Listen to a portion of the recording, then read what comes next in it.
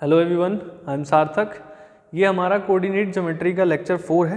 पहले 3 लेक्चर में हमने पढ़ा डिस्टेंस फार्मूला और कोऑर्डिनेट का इंट्रोडक्शन, है ना। डिस्टेंस फार्मूला से एप्लीकेशन पढ़े, है ना, उससे क्वेश्चंस किए उस पर रिलेटेड, और हमने पढ़ा सेक्शन फार्मूला। तो इस लेक्चर में हम क्या पढ़ने वाले हैं, सेक्शन फार्मूला के एप्लीकेशन और उनसे कुछ क्वेश्चंस। ठीक है, तो हम पढ़ रहे हैं एप्लीकेशन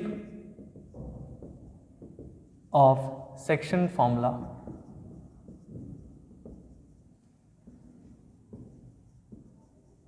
ठीक है, अब देखो सेक्शन फार्मूला में हमने क्या पढ़ा था वो समझ लेते हैं कि अगर अपने पास एक लाइन सेगमेंट है ए बी जिसके एंड पॉइंट्स हैं हमारे पास x1 y1 x2 y2, और उस लाइन सेगमेंट को हम किसी रेशियो में डिवाइड कर दें, लेट्स से p ने इसको m/n में डिवाइड कर दिया, तो p के कोऑर्डिनेट्स हम इनकी हेल्प से फाइंड कर सकते थे।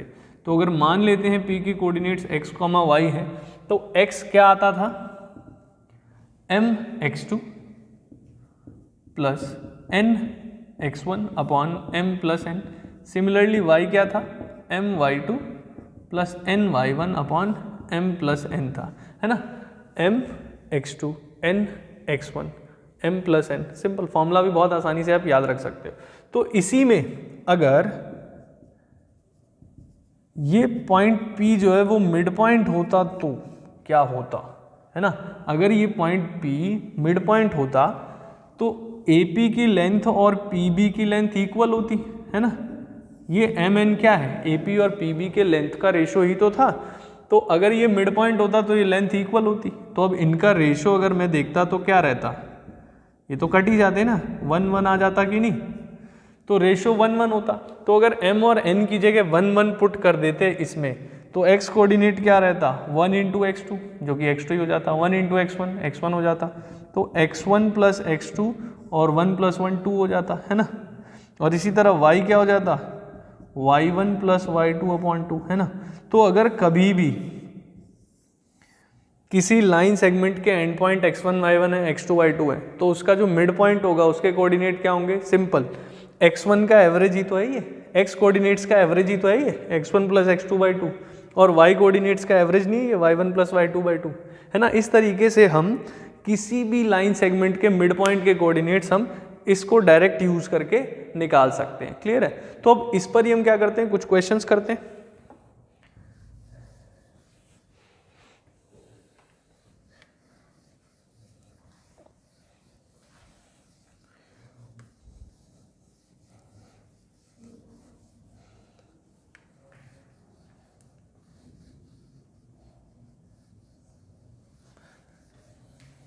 देखो, तो पहला क्वेश्चन है कि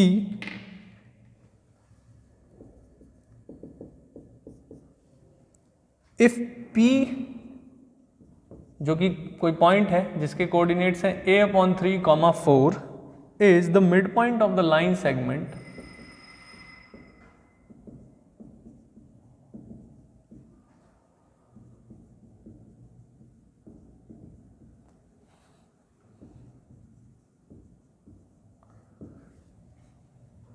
joining the points Q and R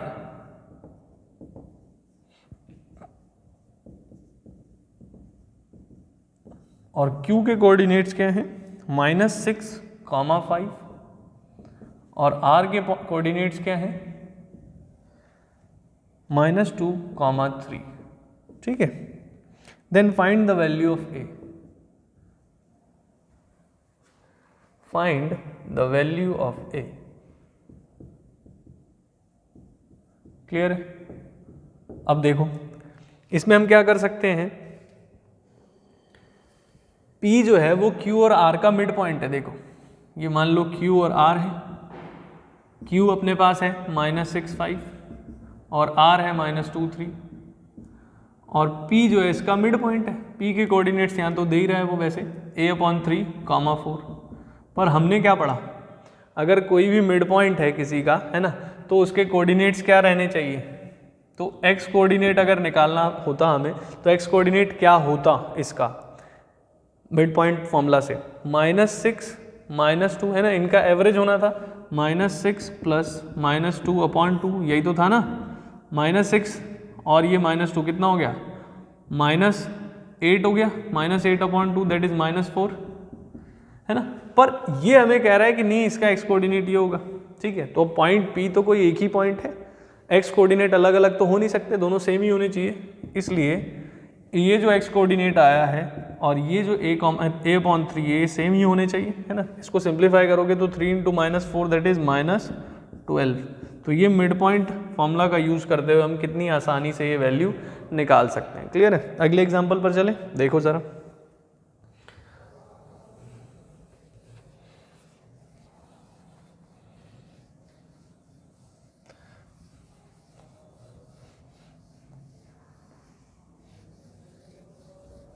देखो तो नेक्स्ट है एग्जाम्पल 2, इसमें हमें बोल रहा है द कोऑर्डिनेट्स ऑफ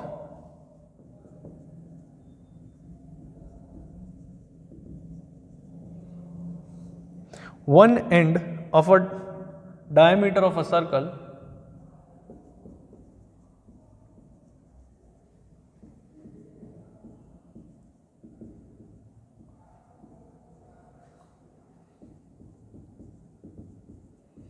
is 4, -1, 4, -1, ठीक है। And the coordinates of its centre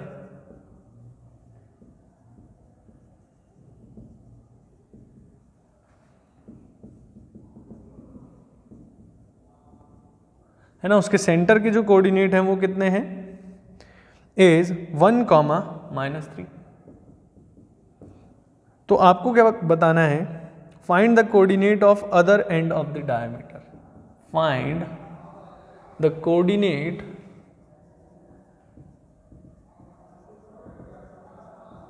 of other end of the diameter, ठीक है। अब देखो इसमें आप ध्यान दें तो क्या कर सकते हैं हम, इसमें एक सर्कल बना के समझ सकते हैं इसको। देखो जैसे मान लो ये सर्कल है, ये सेंटर है, ये डायमीटर हो गया, है ना। डायमीटर क्या होता है, वो लाइन सेगमेंट जो सेंटर से पास करे और सर्कल को 2 पॉइंट पर, है ना, इंटरसेक्ट करे, ठीक है। अब देखो अगर हम आगे बढ़े तो कह रहा है कि डायमीटर का एक एंड दिया हुआ है हमें, कितना है 4, -1, दूसरा एंड हमें नहीं पता, ठीक है। सेंटर हमें पता है, सेंटर कितना है 1, -3, हमें इसी एंड के कोऑर्डिनेट्स निकालने हैं। क्लियर है। तो अगर मैं देखूं तो नाम रख लेते हैं इनके, चलो POQ। तो O जो है सेंटर है, ठीक है, ये डायमीटर, तो आप जानते हो ना सेंटर जो होता है डायमीटर के एकदम बीच में होता है। क्यों, क्योंकि OQ रेडियस, OP भी रेडियस, दोनों इक्वल हो गए ना, दोनों इक्वल है, इसका मतलब O क्या है, मिड पॉइंट है ना। तो आप कह सकते हो O is the midpoint of PQ, ठीक है। अगर मिड पॉइंट है तो मिड पॉइंट फॉर्मूला यूज करते हुए मैं Q के कोऑर्डिनेट निकाल सकता हूँ। तो Q के कोऑर्डिनेट को मैं x2, y2 कह देता हूँ, ठीक है। ऐसा मैं इसलिए कह रहा हूँ क्योंकि मैंने क्या देखा था, x1, y1, x2, y2 और इसको मैं xy बोल रहा था, पर ऐसा कुछ ज़रूरी नहीं है, आप कुछ भी लेट कर लो, a भी लेट कर लो, आपका जो मन करे वो लेट कर लो, है ना। तो अब मिड पॉइंट के कोऑर्डिनेट का यूज़ करते हुए मैं क्या जानता था कि x कोऑर्डिनेट होता है x1 + x2 y2, है ना, और y कोऑर्डिनेट होता है y1 + y2 y2, जहाँ पर ये y को x और y कोऑर्डिनेट मिड पॉइंट के थे और x1 y1 एंड के थे, है ना।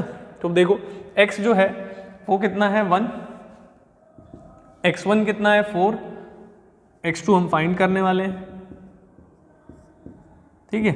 इसी तरह y क्या है -3, y1 क्या है -1 प्लस y2 तो हम फाइंड करेंगे। तो सॉल्व करते हैं, 2 × 1 = 2 और ये 4 माइनस हो गया इधर आके, तो x2 तो आ गया -2, ठीक है। इसी तरह -6 और ये -1 इधर आके +1, तो ये हो गया -6 + 1 = 5, है ना, -5, तो ये हो गया -2, -5। तो सेंटर के कोऑर्डिनेट्स क्या रहे, -2 एंड -5। तो इस तरीके से मिड पॉइंट का यूज करते हुए हमने ये सेंटर के कोऑर्डिनेट्स निकाले। क्लियर है? नेक्स्ट एग्जांपल पर चले, देखो जरा।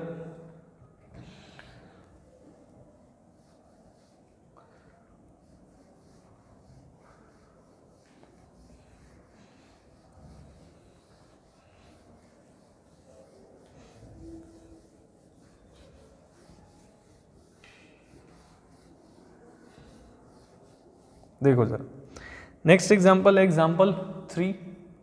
इसमें क्या कह रहा है, if a that is -2, -1, b that is a, 0, c that is 4, b and d that is 1, 2. These are the vertices of a parallelogram.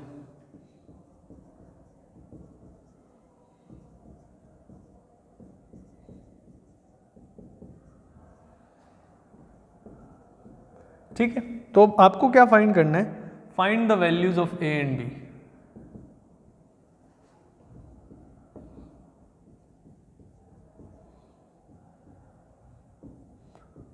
ठीक है, ए और बी की वैल्यू हमें फाइंड करनी है। तो देखो जरा, अब ये पैरेललोग्राम है, आप पैरेललोग्राम के बारे में जानते हो कुछ चीजें। ठीक है, पहले तो मैं बना लेता हूं इसको, है ना। ये मान लेते हैं ए बी सी डी। हमेशा ध्यान रखना जब भी ऐसा कुछ दिया हो तो ऑर्डर में लिखना है, ए बी सी डी, है ना। जिस ऑर्डर में उसने दिया उसी ऑर्डर में, है ना। क्लॉकवाइज लिखो चाहे एंटी क्लॉकवाइज, वो आपकी इच्छा है ना। ए बी सी डी, ये नहीं कि ए बी सी डी कहीं भी लिख दिया है ना, ऐसा नहीं। अब कोऑर्डिनेट्स लिख लेते हैं, -2, -1, ए 0 और सी के कोऑर्डिनेट है 4, b और डी के हैं 1, 2। ठीक, अब पैरेललोग्राम की बहुत सारी प्रॉपर्टीज हैं, है ना, हमने कोऑर्डिनेटरल में पढ़ा था। तो इसमें आपने ध्यान दिया होगा, तो एक प्रॉपर्टी इसकी ये भी होती है कि पैरेललोग्राम के जो डायगोनल्स होते हैं ना, वो एक दूसरे को बाइसेक्ट करते हैं, है ना। क्या कि अगर ये O है ना, तो जितना AO होगा उतना ही OC होगा और जितना OB होगा उतना ही OD होगा। क्या प्रॉपर्टी क्या है कि diagonals of a parallelogram bisect each other. ठीक है, ये आप प्रॉपर्टी ध्यान रख सकते हो। तो बाइसेक्ट करने का क्या मतलब है, O जो है वो AC का मिड पॉइंट हो गया कि नहीं, है ना। तो अगर O के कोऑर्डिनेट आप कुछ भी कहोगे, है ना, x, y, तो मैं AC का मिड पॉइंट है तो मिड पॉइंट फॉर्मूला से निकाल सकता हूँ O के कोऑर्डिनेट। तो देखो कैसे निकालूंगा, x क्या हो जाएगा अब यहाँ पर, है ना, as O is the midpoint of AC, है ना। देयरफॉर x कोऑर्डिनेट क्या हो जाएगा उसका, -2 + 4, है ना, x1 + x2 upon 2 that is -4 - 2 is 4 - 2 is 2 upon 2 is 1, है ना। x तो 1 आ गया, सही है। y क्या हो जाएगा, -1 + b upon 2, तो ये तो यही रहेगा, है ना। तो AC यानी कि O के कोऑर्डिनेट यहां से क्या है, O के कोऑर्डिनेट यहां से आता है 1, -1 + b upon 2, ये O के कोऑर्डिनेट है। पर O जो है वो BD का भी तो मिड पॉइंट है, BD का भी तो मिड पॉइंट है, तो इससे भी तो मैं कोऑर्डिनेट निकाल सकता था। ओके, तो इससे क्या हो जाता है, वही सेम A + 1/2, है ना। x कोऑर्डिनेट क्या होता है उसका, है ना, O is the midpoint of BD। तो यहां से x कोऑर्डिनेट क्या आता, a + 1, है ना, x1 + x2/2 और y कोऑर्डिनेट क्या आता, 0 + 2/2, 0 + 2 इज 2, 2/2 इज 1, है ना। तो ये आ गया O के कोऑर्डिनेट्स। यहां से O के कोऑर्डिनेट रहे a + 1/2, 1। ठीक, अब ओ तो एक ही पॉइंट है ना प्लेन के अंदर, ये वाला एक ही पॉइंट के दो अलग अलग कोऑर्डिनेट्स तो होंगे नहीं, है ना, सेम ही कोऑर्डिनेट होंगे, तो ये दोनों इक्वल होने चाहिए, है ना। सो इन दोनों को जब कंपेयर करोगे आप, तो इसमें जो x कोऑर्डिनेट है वही इसमें होना चाहिए, इसमें जो y कोऑर्डिनेट है वही इसमें होना चाहिए, तो कंपेयर कर लो। तो इससे आपको पता चलेगा कि a+1/2 जो है वो 1 के इक्वल होना चाहिए, और -1+b जो है, और वो किसके इक्वल होना चाहिए, -1+b किसके इक्वल होना चाहिए, -1+b/2 जो है वो 1 के इक्वल होना चाहिए।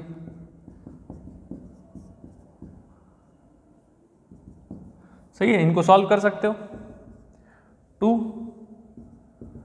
-1 इज 1, ठीक है, ये हो गया 2 + 1 3, तो b3। a और b हमें फाइंड करना था, तो a आ गया 1, b आ गया 3। तो इसमें भी मिड पॉइंट का यूज करते हुए मैंने a और b की वैल्यू फाइंड कर ली है ना, तो प्रॉपर्टी वही यूज की हमने मिड पॉइंट वाली, ठीक।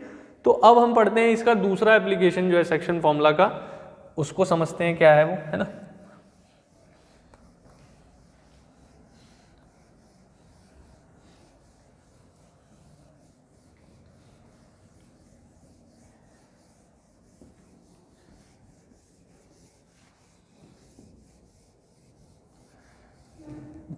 देखो जरा, दूसरा है centroid, centroid of a triangle. तो अब आप सवाल आता है ये सेंट्रॉइड क्या होता है ना। तो सबसे पहले तो हम ट्राइंगल देख लेते हैं। ट्राइंगल है अपने पास एक, कोई भी एक ट्राइंगल ले लिया मैंने, ठीक है। तो सेंट्रॉइड का मतलब होता है कि इस ट्राइंगल के मीडियन जो है ना, जहां भी इंटरसेक्ट करेंगे, लेट से ये मीडियन है, ये भी मीडियन है, और ये भी मीडियन है, ठीक है। ये तीनों मीडियन एक दूसरे को, सबसे पहली बात तो ये मीडियन की प्रॉपर्टी है कि ये वो तीनों एक ही पॉइंट पे इंटरसेक्ट करते हैं, एक ही पॉइंट है ना, एक ही पॉइंट से पास करने वाली लाइंस को कंकरेंट कहते हैं ना। तो एक ही पॉइंट पर इंटरसेक्ट करते हैं, और उसी पॉइंट को हम क्या कहते हैं, सेंट्रॉइड कहते हैं, है ना। ये अपना जी जो है वही सेंट्रॉइड है। तो ये किससे फॉर्म हो रहा है, इंटरसेक्शन ऑफ मीडियंस। और मीडियन का काम क्या होता है, मीडियन जो है जिस भी साइड पे गया है उस साइड को बाइसेक्ट कर देगा, है ना। क्लियर है, मीडियन का काम होता है जिस भी साइड पे गया उसको बाइसेक्ट कर देगा। तो अब हम, अगर मेरे पास ए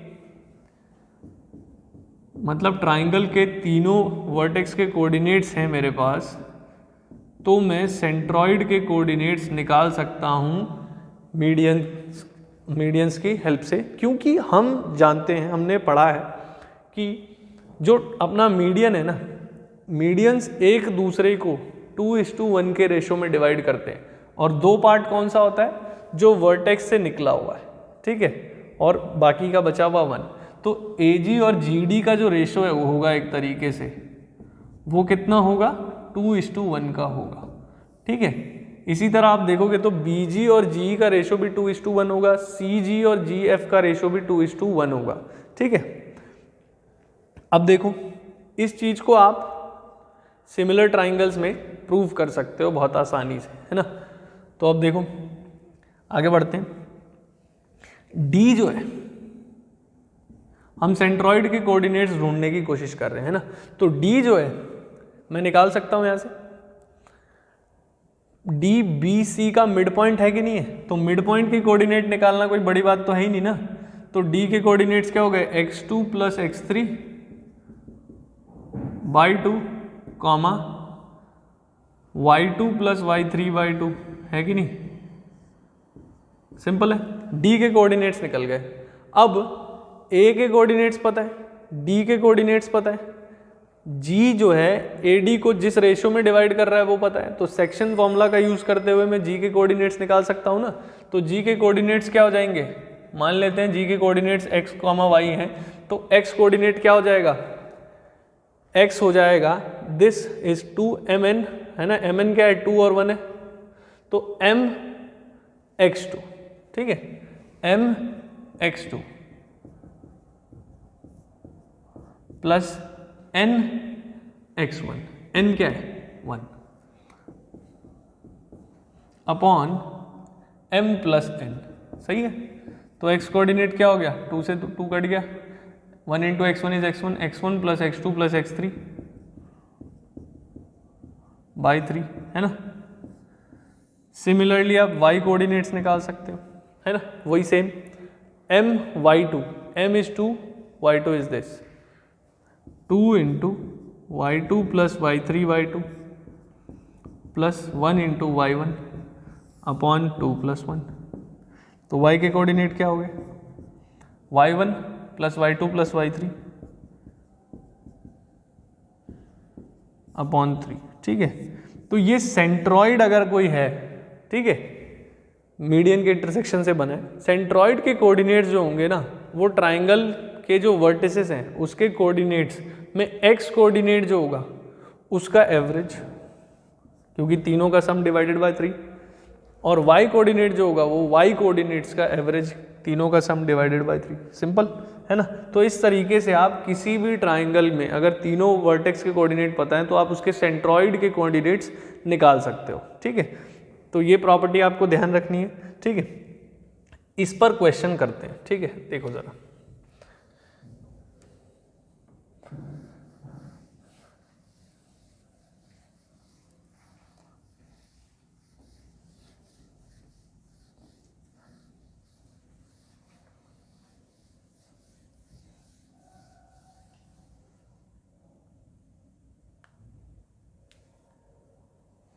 तो क्वेश्चन क्या है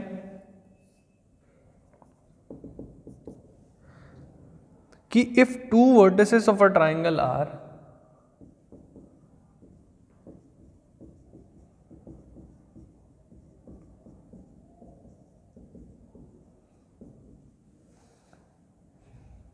are 3, 7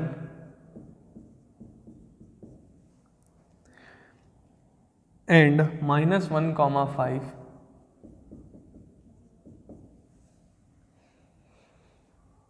and its centroid is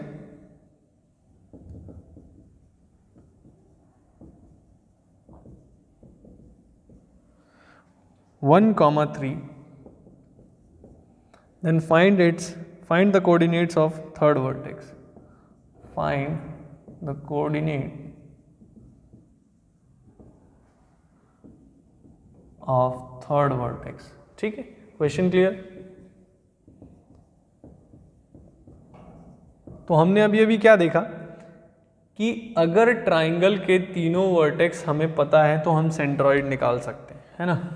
let's say triangle है, ये सेंट्रॉइड है। ए के कोऑर्डिनेट्स क्या है ना, ए के कोऑर्डिनेट्स मुझे पता है ना। मान लेते हैं ये ए है और बी ये है। सी थर्ड वर्टेक्स के कोऑर्डिनेट हमें नहीं पता है, लेकिन सेंट्रॉइड के कोऑर्डिनेट्स हमें पता है जो कि है 1, 3, ठीक है। ये निकालना है तो हम वही same x1 y1 x2 y2 x3 y3 मान लेते हैं इसको, ठीक है। उस हिसाब से चलते हैं। सेंट्रॉइड के कोऑर्डिनेट्स को मैंने x कहा था और y कहा था, तो x कोऑर्डिनेट क्या था, x1 plus x2 plus x3 upon 3 था, और y कोऑर्डिनेट क्या था, y1 plus y2 plus y3 upon 3 था। इसके हिसाब से हम चलें तो x तो हमें पता है ना 1 है, x1 3, x2 -1 और x3 तो हम फाइंड ही करने वाले हैं। y कोऑर्डिनेट है 3, y1 7, y2 5, y3 हम निकालने वाले हैं। तो ये हो गया 3 इंटू 1 3, 3 - 1 2, है ना, 2 हो गया, तो इधर आके माइनस हो जाएगा।